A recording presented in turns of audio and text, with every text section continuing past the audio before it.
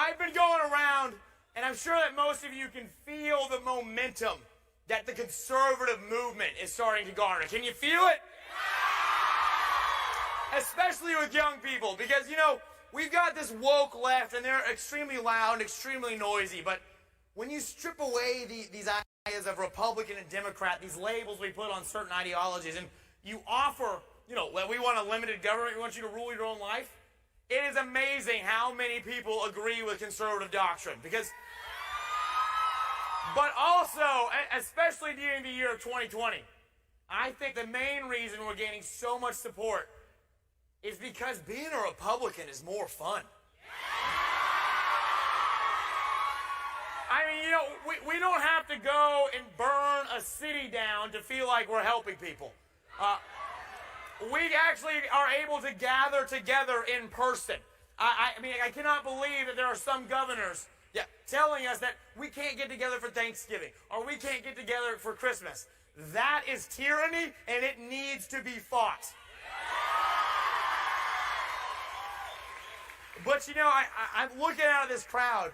I have had so much fun with all of you students because, like I said, it's more fun. But specifically, I have met a great number of you here who are from my home state of North Carolina. And now, all of you who put me here from North Carolina, you guys supported me, you guys fought for me, you volunteered, you did so much for me. And I'll tell you, to all of those students, I vow to you that I will not let you down. I will be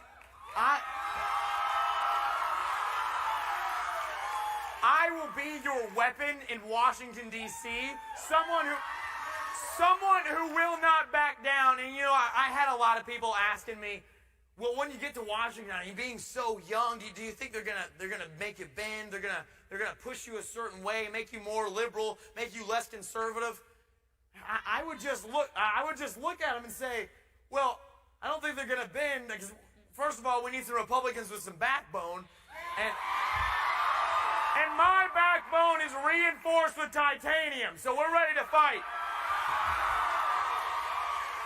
But the main reason that it's more fun to be a Republican, because we can go to bed tonight knowing that we are actively helping to create a better society for our friends, for our neighbors, for people who don't look like us, don't believe like us. We want all of them to have freedom. And being a Republican is more fun because it is the moral, the right, and the courageous thing to be. And so, I had this cool speech written. I was going to pop a wheelie and be really fun. It was going to be a lot of fun talking about. You want one more? We can do one more. There we go.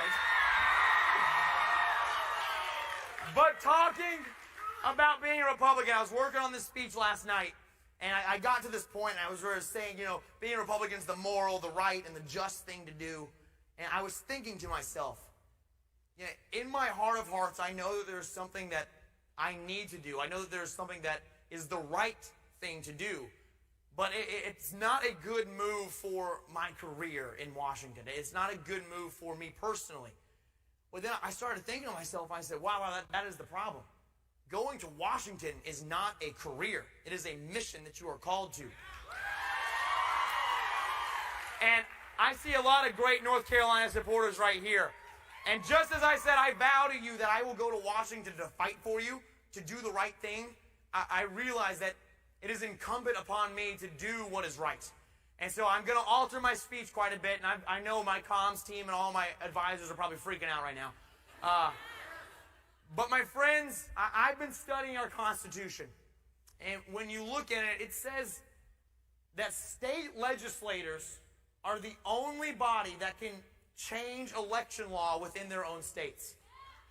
But when you look at what's happened in a lot of these liberal swing states that have liberal governors and liberal secretaries of state, you can see that they have broken the law and gone against our Constitution with this election. And so, because of that, on January 6th, as the people of Western North Carolina sent me to Washington to do a job, I will be contesting the election.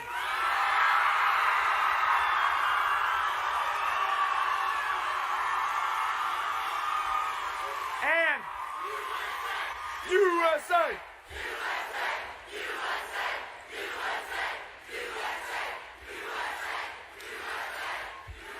And not only that, I have a message, and I don't know exactly which camera's doing it, but I'm going to look straight into that camera.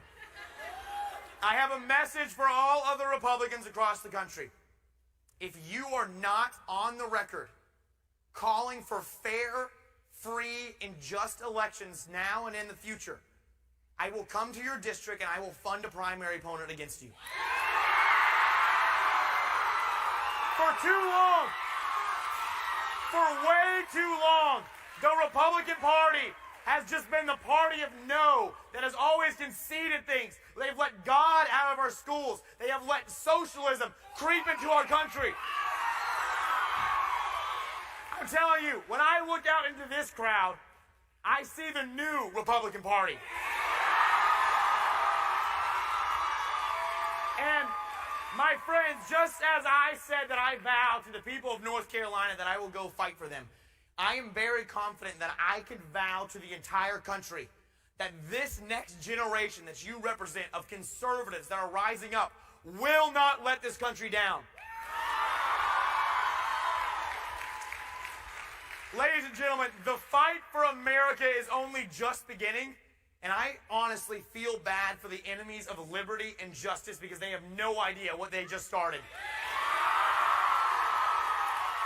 And so, let me see by a show of hands, how many of you are in your 20s? Yeah, all right, that's awesome. That's awesome. So I'm sure most of us in here are Gen Z. I'm the first year of it, and we're Gen free. But guys, I want to tell you a very special message. I'm in my 20s. I'm 25 years old. At 24 years old, and because we live in the greatest country in the world, I decided that I wanted to run for Congress because I don't want to raise children in a country that is so divided and that is becoming so corrupt. But my friends, when I look out at this crowd, all of you that just raised your hand in your 20s, there is nothing different besides you and me. I just might be able to roll down a hill a little faster. But there's nothing different between you and me. We are all patriots who love this country. And if you are in your 20s, man, I encourage you.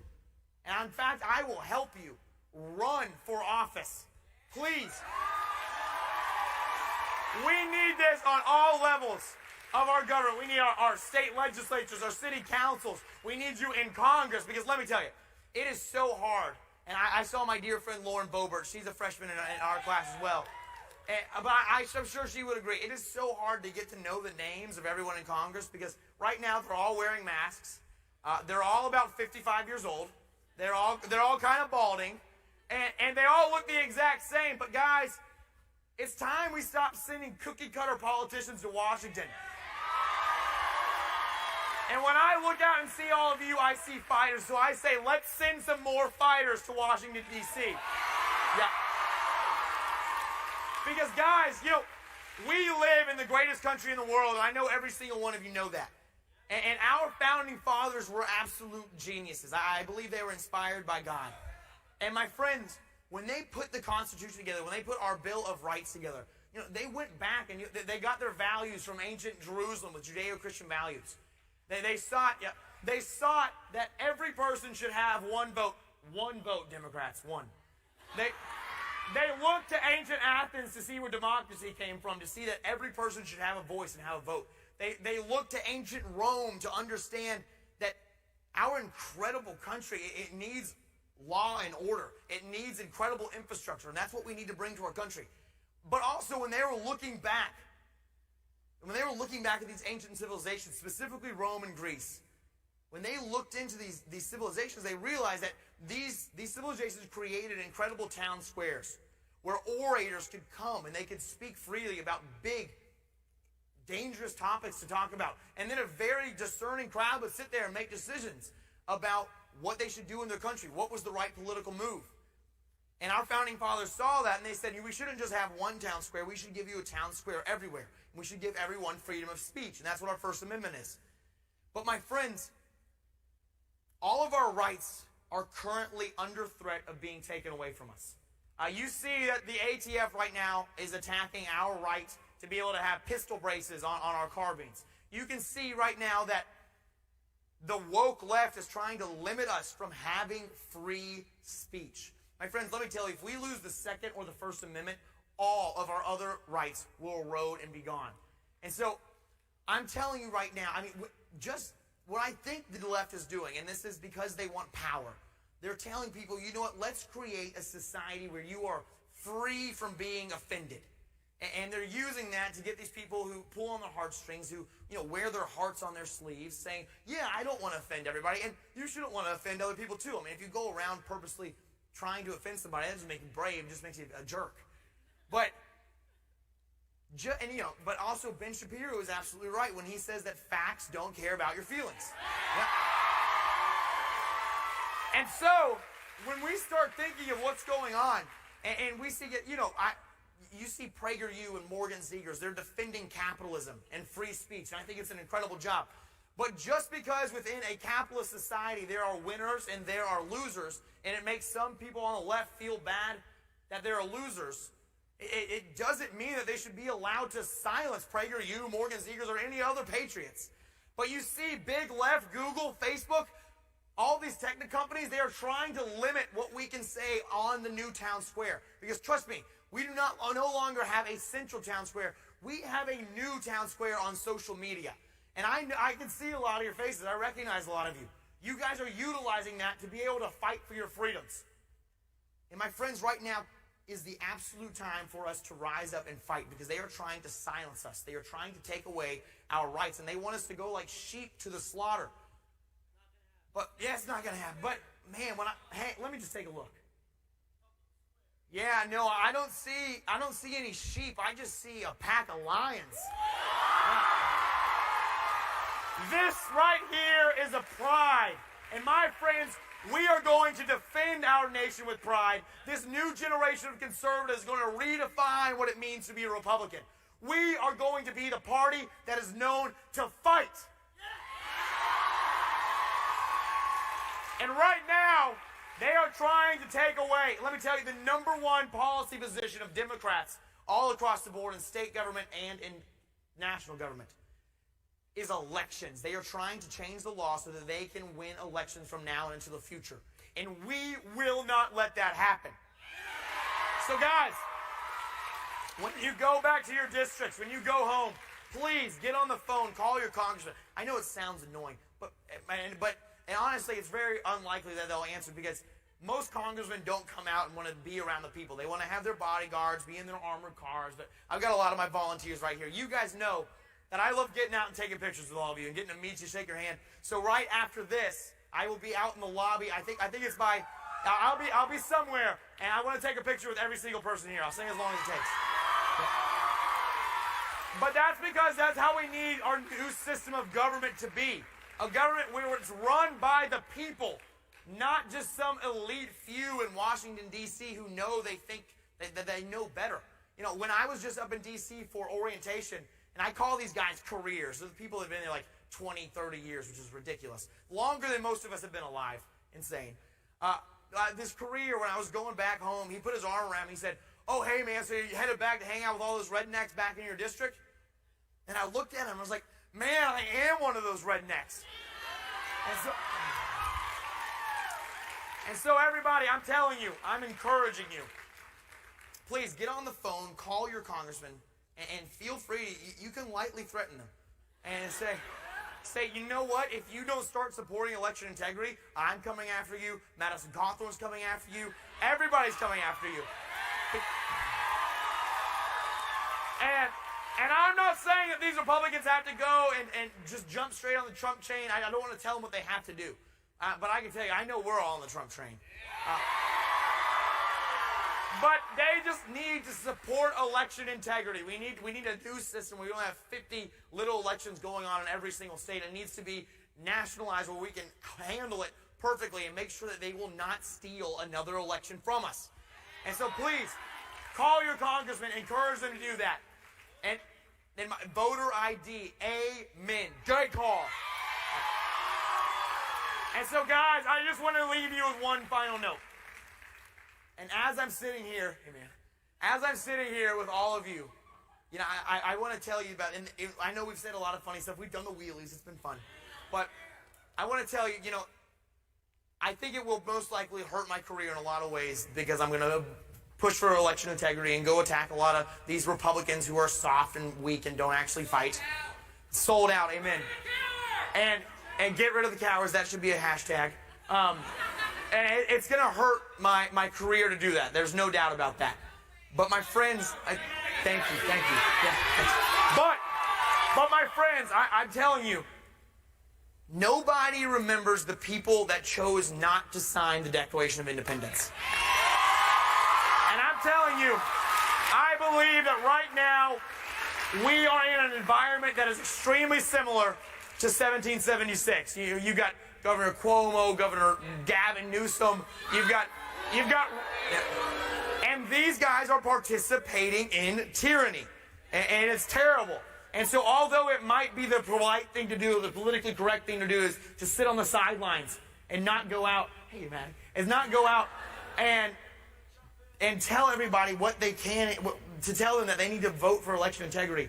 Remember this.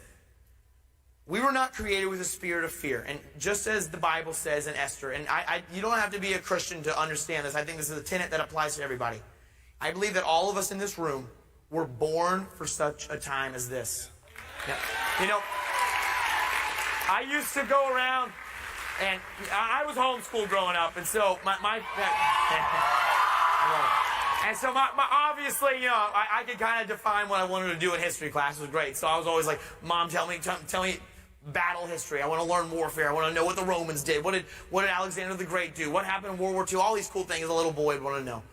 And I always asked God, I said, God, you gave me this spirit when I want to go be on a battlefield, where I want to go defend the rights and liberties of everyone around me. But you know what? You look back, and we are in the greatest period of peace and prosperity the world has ever known after World War II. And I would always ask God, why did you give me this spirit? Why did you give me this desire to go and fight? And as I look into all of your eyes, I see people who are hungry, who are ready to fight. And my friends, I will tell you, I believe the reason that God put all of us in this same generation is because we were born for such a time as this, and it's time for us to rise up and fight. Yeah. So my friends, remember, you might lose a certain number of friends. Does anybody know who Will Witt is? Yeah. Love that guy. Yeah. So I was having dinner with him last night, and he was talking about how people come up to him and say, yeah, you know what, they'll lose friends if they come out as Republicans and conservatives. We're not Republicans, we're conservatives. They come out and you know, they'll lose friends, they'll get canceled, all of these things. Those are not friends you want to have. And let me tell you, if you start getting attacked, if you start getting canceled, man, come hang out with me, because I'll be your friend. Because right now, it is a time to stand up to fight. It is a time to fight for our country. Nobody else is going to do it. Remember, when the establishment tells you in 2022, 2024, when you're running for Congress or whatever positions you're running for, and I am supporting you, when the establishment tells you you need to wait, this is the last thing I want to leave you with. You need to wait in line. You need to wait your turn. Literally do this. Raise your arms, look around, and say, who the hell are we in line behind? Because whoever we're in line behind is not doing a good job. And I want to inherit a country I am proud of, not one that is burned to the ground. Yep. So, My friends, let's all go out into the world after SAS. And thank you, Charlie Kirk, for this great event. Let's all go out into the world. And let's aspire to create a country that is so great and that is so welcoming to everyone with open arms. No matter what your religion is, I don't care what your race is, as long as you love freedom and liberty, you are welcome in this party. And go out and let's make it the popular thing to do, that we're not defined as Republicans, we're not defined as Democrats, but my friends, we are defined as Americans.